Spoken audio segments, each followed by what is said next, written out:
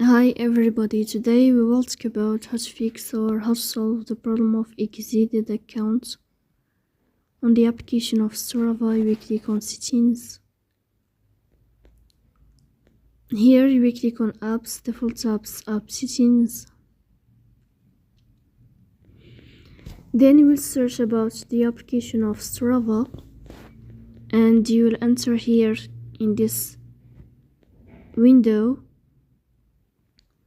In this page of app info, you will click on first stop and you will click OK.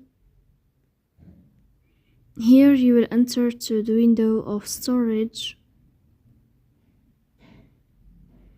Here you will click on clear cache.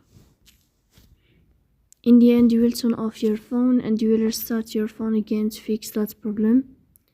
So that's all. Don't forget to support us by like and subscribe.